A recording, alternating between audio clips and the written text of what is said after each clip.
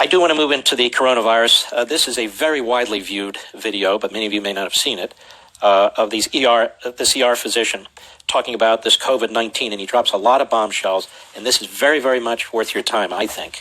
Let's take a look. Cut 4. Go. I say, do we need to still shelter in place? Our answer is emphatically no. Do we need businesses to be shut down? Emphatically no. Do we need to test them and get them back to work? Yes, we do. The White House Coronavirus Task Force expert, Dr. Anthony Fauci, says otherwise. You know what's interesting about that? Fauci hasn't seen a patient in a long, long time. He's been in that job 36 years and in the federal government 50 years. He hasn't seen a patient in a long, long time. He's getting paper shuffled, and he's taking a look at these are frontline individuals, these other doctors. Go ahead. I don't want to hide in my home, develop a weak immune system, and then come out and get disease. Reporting the disease, Erickson claims, is being forced onto healthcare professionals. ER doctors now, my friends that I talk to say, it's interesting. When I'm writing up my death report, I'm being pressured to add COVID.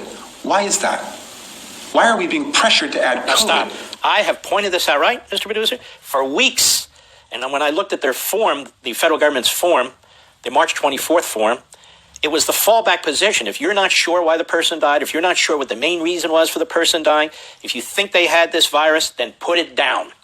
And I've been objecting to this day in and day out, and NPR and ProPublica and all the rest of the left-wing kook operations have attacked me for this. It's not just that they were way off on their models, bad data on the fatality rate, which was much, much lower, which we pointed out 6 weeks ago with the help of Dr. Ioannidis and Dr. Katz, among others. But I've been pounding this issue that the definition of dying from the coronavirus has been very ambiguous. And I'm not saying they're pumping up the numbers for any reason. Maybe they are.